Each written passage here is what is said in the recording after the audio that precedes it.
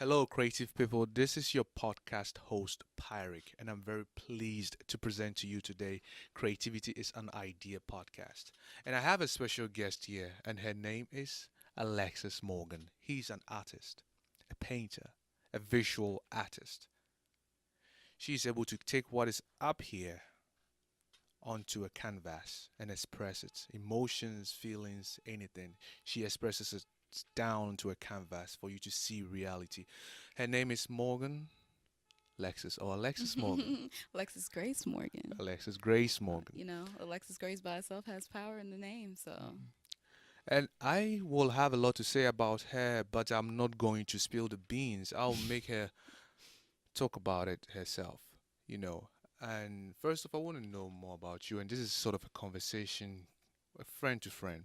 Tell me, who are you, Alexis? oh man, I am a creative. I'm gonna just think of random words that come to me. Uh huh. A loner, A loner. a loner. I enjoy it though. Like I truly enjoy solitude. I think a lot, a lot, or overthink. It's Hmm. interesting quality of myself.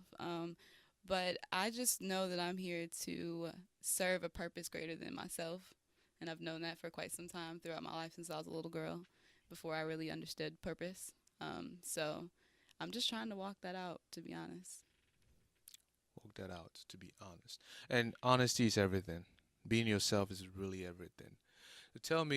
So tell me, how was your childhood like when you were growing up? Where do I start? I definitely spent my time doing a lot of arts and crafts. My mom's side of the family, my grandfather was an art teacher. Hmm. He painted play sets and backgrounds. The nickname that we call him is actually a part of my brand name, Bbop Art, which is an initials for Beauty of Pain. So we call him Bop or Boppy, and my Hmm. brother couldn't say Poppy growing up, so we called him that. He loved it, but it obviously serves a dual purpose.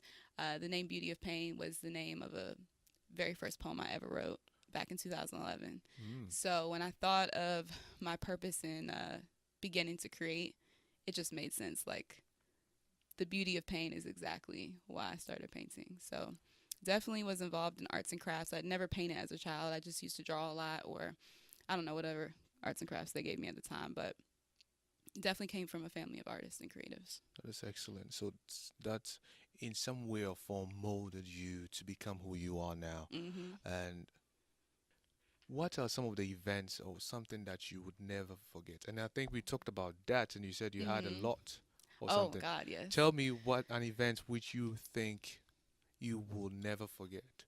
Oh, for sure. Because it's a memory back from when I was four.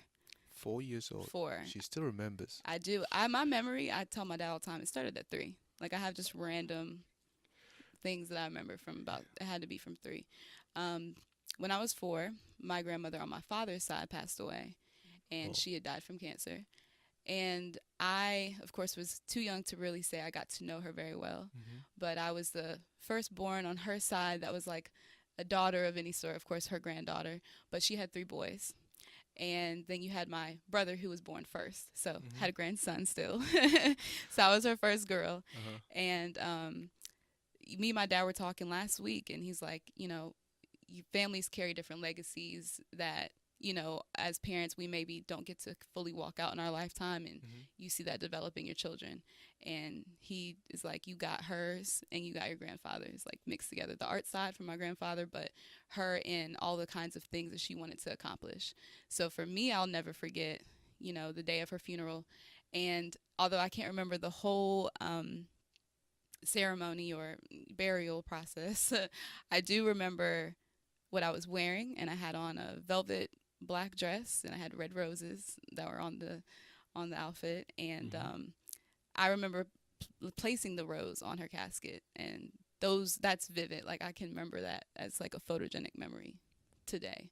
So as my art brand, although I don't have an official logo, I know it will include the rose, a red rose, and I didn't think about it until today. What that really signified to me, like why I'm probably even think of the rose as like I would say my favorite flower. I see beauty, I see pain, I see love Hmm. in the rose, and shoot, a rose essential oil is the higher spiritual frequency. Mm-hmm. So, I'm just really tied to that, and that's a memory I definitely won't forget Yeah. in honor of her. Mind you, I see a rose on your business card on the table. So, Yep. yeah, you're in connection with what you're saying. That is so amazing. And I have another thing I want to know.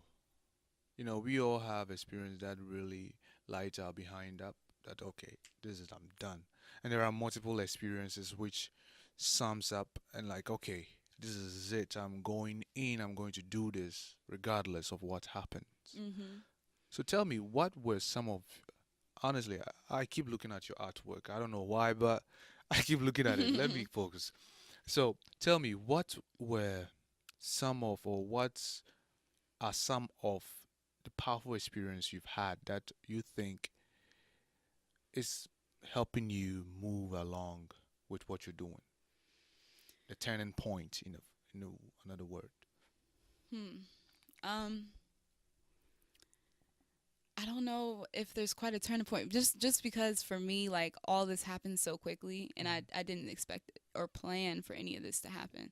And if you want to talk about that, just alone that I'm used to planning, and I need planning in order to launch myself forward. But that actually used to hold me back. Was the fact that I always needed to know where I was going, yet I wasn't actually going anywhere. When I look at my progress, there's no progress made until I just started doing and then planning later. Because my strength was to plan. So I didn't need to spend any more time doing that. I can plan once I have gotten momentum, not moving fast, but momentum. People forget that. So, just the confidence in every time that I make a piece creates a new fire, a new turning point for me that continues to have me going, or creating content like this. Beginning podcast for my Walk with Grace channel, which is more about the story of, what I'm doing, where I'm going, so people can understand the progress. I think through social media, we always see people's end goal and to their success, or fake success. So, to really be able to be transparent, share what my experiences are in order to help somebody else. Once I've learned something, I don't feel like it does me any good to hold on to it. So share it, share it. That's like me carrying a backpack full of books. That's going to be a heavy backpack. But if I take the books out and put them back on the shelf, I become lighter from doing that. Yeah. So it is something I do for myself first, but I'm also sharing knowledge with people in the process. So I don't see it as, hurting anybody. Hurting anybody. Yeah. So I want to know one thing also, like, I believe there are certain things you're doing gradually, day in, day out, that is leading you to see this progress now. Because there's a saying that goes, said by someone, I don't remember the person, like, there are certain things that we do to not get what we want. I'm not saying failure. There are certain things that we do to not get what we want, and there are certain things that we do to get what we want. So what have you been doing that is making you see your gradual progress?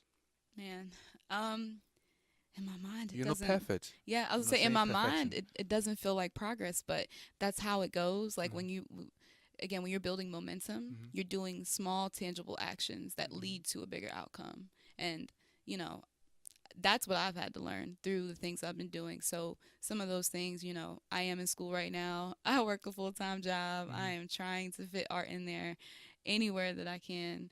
I'm not always perfect with how consistent I am and disciplined I am.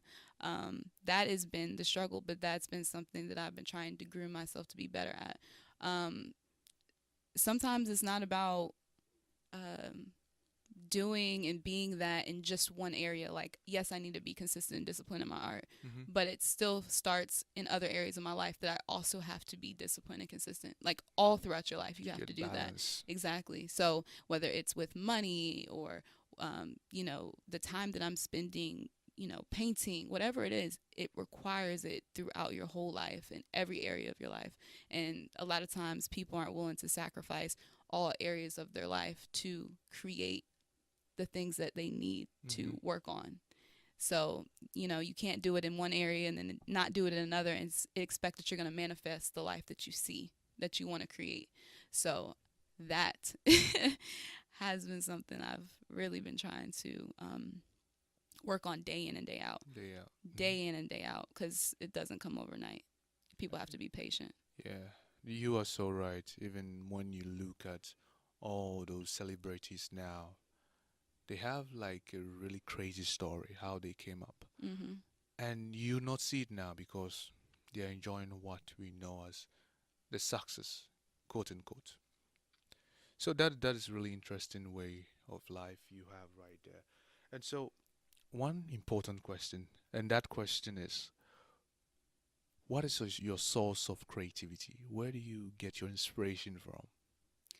I would say every piece is different, of course, but my natural, because it's self-expression for me, I'm creating a story in most situations.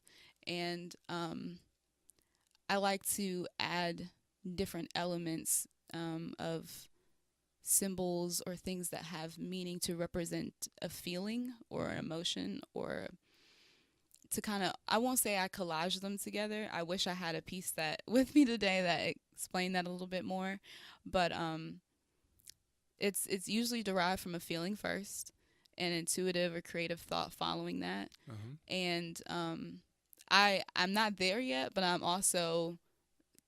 actively pray that God uses me as a creative avenue. So whatever at that time it is that I'm supposed to express create. Hey, Why am I I guess you'll stuttering? get what she's trying to say. Creatively. It's Uh-huh. not that difficult. It's not. Um, that, it's expressed through me, and I understand that anything that I do in alignment with my purpose is going to be successful, whether I can see that at that moment or not. Or not. So that is where I try to pull my creativity from first. And then, of course, I have different influences, like maybe other artists and their Mm-hmm. influences. I love the fact that music, a lot of times I listen to it, and that one song will have 1,000 different meanings to 1,000 different people. It Mm-hmm. could be based on where they're at in their lives at that point. It could be based on, a period in their life where they listen to it. All the 90s music and early 2000s, Mm-hmm. I love that music, not just because of the way it sounds, but that reminds me of my childhood, the innocent Okay. days, the fun days, like driving down the road with my dad. Like, I connect feeling Mm-hmm. to art. Mm-hmm. So it doesn't matter what it is, I will take it and interpret it for what it means to me. And I love that now that I'm a visual artist, I can do the same thing for other people, but with visual art. You can express yourself. That is good. You're talking about the 90s and Oh 2000s. man, it's a great time. It was a great And time. I listen to songs from the 60s and I wonder what it reminds me of. Oh, How okay. old am I? I'm not that old, but yeah, I listen to song from 60s, 50s and it takes me into a trance. Mm, For some weird reason, I enjoy watching black and white pictures okay. and black and white acting those era. Anyway, I feel you on that. Mhm. Yeah, it brings back memory. I get inspired by that Yeah. because we've come a long way compared to what music, compared to the movie industry, compared to acting, how someone acts, and you get to see, yeah. And Mhm. that was something great that time. But now, acting is not even acting. It's like they're living a real life on TV and Yeah. you're watching. So I get inspired, as you're saying, I can relate with what you just said. That is so amazing. We're about to wrap up, but before we do, let me ask you Mhm. the visual industry, the visual art industry, or the artist industry, what are your views about it? What do you think is going? What do you think how things are going for you personally or Mhm. in general? Man. Well, first off, I definitely see art, especially visual art. There is a huge wave and trend for it right now. Mm-hmm. And I use trend loosely because I do see that it has the power to become a artist movement. I always think back to like the Harlem Renaissance, Mm-hmm. and I say personally that I would like to begin the movement of a Charlotte Renaissance. To be honest, Charlotte a Charlotte Renaissance. Renaissance. Y'all hear that? Let me make sure the Yeah. internet heard it. Yeah, they did. Okay.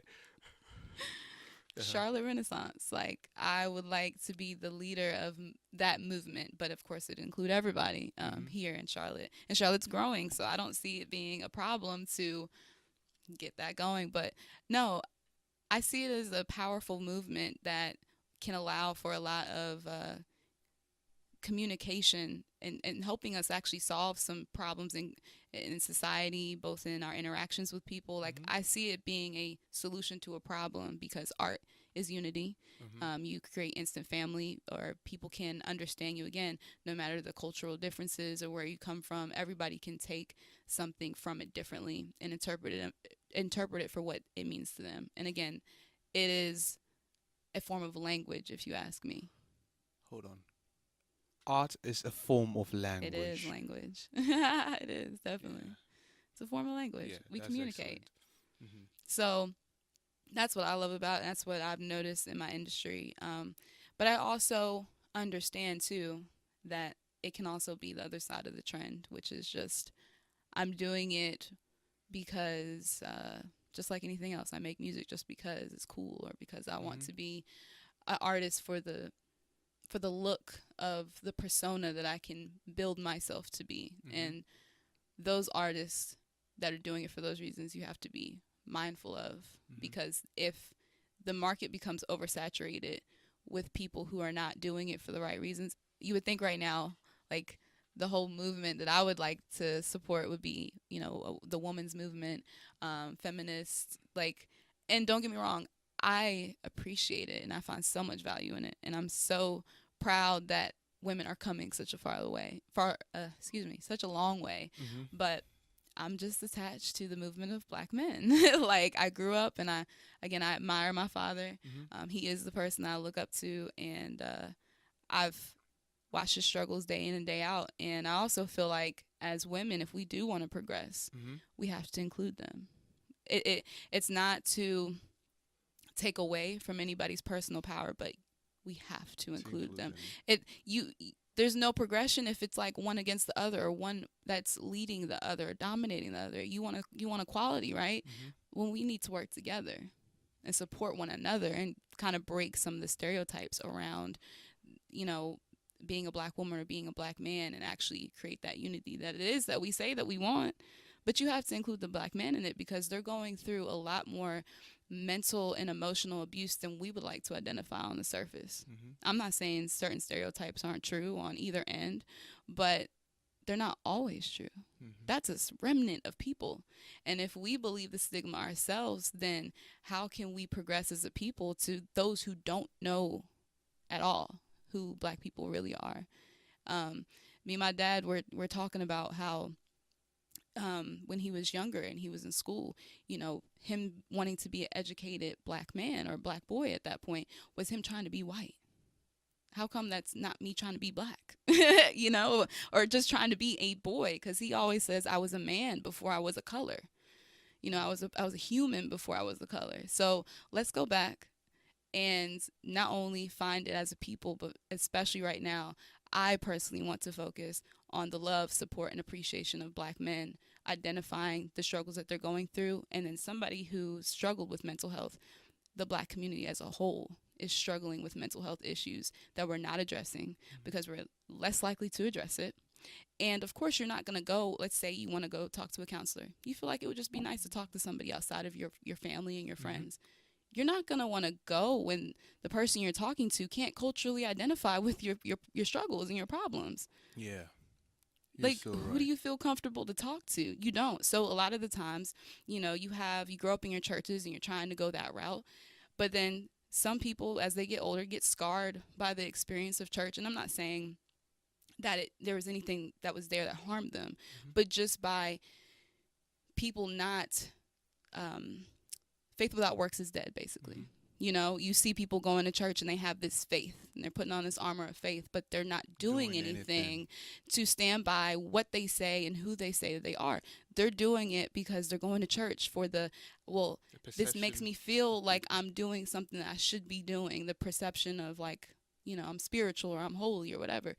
So yeah, I can understand growing up and like looking at that, especially our generations prior to us as millennials, like we're natural revolutionaries. So like I get questioning spirituality and questioning the church and questioning all these things to the point where you're actually pushed away. You're not being reeled in. But at a young age, when you're taught, when you're going through things, maybe to go to the church, and shoot, God has been the main part of my healing process. Mm-hmm. So I believe that that's good. It's just our generation can't connect to that and go further and go beyond that. We're battling with mental health right now. Mental health. Yeah. Yeah, not everybody. Most people out there do have mental issues. You don't Not just recognize those it. in asylum, those in the mental hospitals and stuff. I really feel you on that one. And you said something which really clicked. I was watching a video on YouTube, and is it Ben Shapiro or something in a conference, and they were saying a school was talking about, oh, why this is a black school but all the board members are all white. Yep. And he was like, that is not an issue. The issue is cultural. The culture is the issue. Mm-hmm. Because if that white guy who is a board member hasn't been in the black community to learn their culture, it'll be hard to resonate, to make judgment, to make find solutions for issues. So it's all about a cultural difference, and that is what I guess we should focus on and understand each other well on that one. So let's celebrate men. Yep. Father's Day weekend. Father's Day Yes. weekend. I'm which is amazing. excited. Happy Father's Day to everybody. Happy The Father's next Day. year and the next year. Always coming, and forever. if We you're watching appreciate this, you. yeah. We need you. That's amazing. Thank you for that. And I think you addressed some global things too, which is so great. So now let's wrap up with this last question. This is my third saying of wrap up. It's all So good. let's wrap up with this last question. The last question is, now that you're where you are now, Mhm. you've achieved certain things that you're proud of. Yeah. So tell me, what do you wish you knew when you were coming up?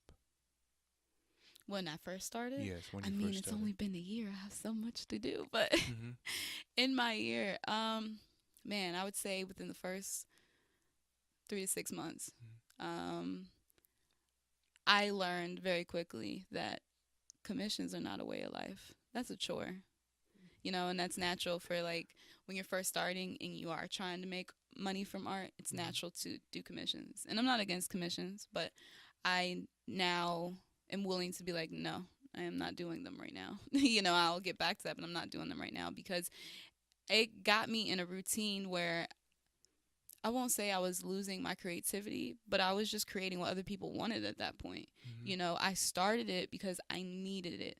I started it because it helped me learn to do, Mm-hmm. to actually create things that I can be proud of. And again, I did that in all areas of my life at that point. Mm-hmm. It helped me with depression. It helped me with anxiety. So it was a problem solver. I don't want to now not like art because I feel like it's a chore. Mm-hmm. So I'm still learning, but I'm trying to figure out how do I get to really live the full life of being an artist and being who I am fully, and also get to make money from that, because I don't want to get up every day and go to work and try to force myself to have skills and abilities that don't naturally fit well with me, and then I can't utilize really what my talent is.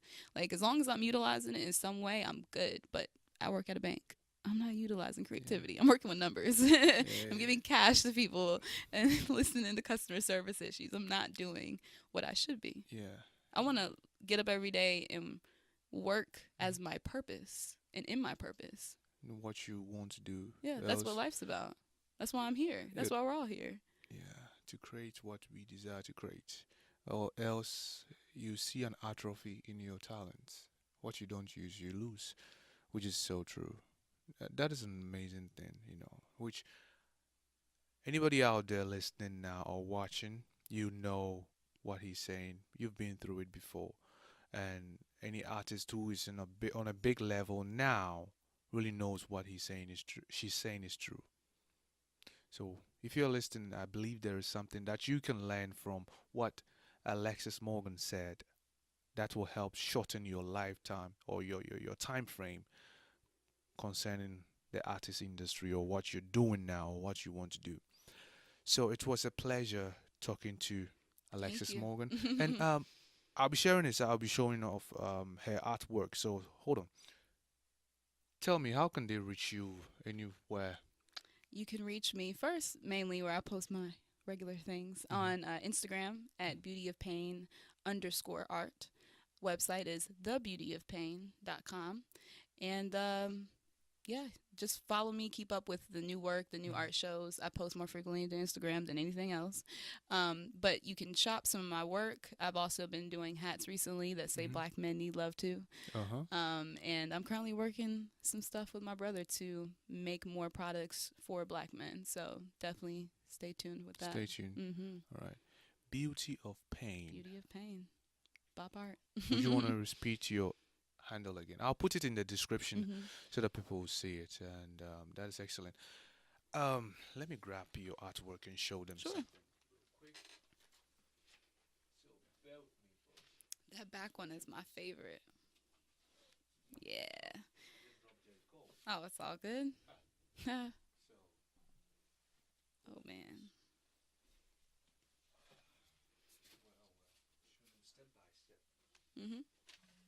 That's the favorite right here. Will it be in the camera view though? On that one? Bring it. Bring Put it it, on sorry. yours. Yep, something on that sort. Yeah. Okay. Hey, you're trying to find space for the artwork. It's a humongous artwork, and it's amazing. I could feel the artwork right here. She said it took her 21 hours. 21 hours. First 18 in the first day. First I- 18 the first day. Yeah, when I start painting, Uh-huh. I prefer to work start to finish. I don't care how many hours it takes me, because I'll sit there for 10 hours and be like, oh my God, 10 hours went by. Not feed myself, not move, not do anything but paint. I lose track of time, and it actually gives me energy. It in itself is its own high in a sense. Like, it's crazy. Wow. Yeah. Excellent. You get the momentum and you keep moving.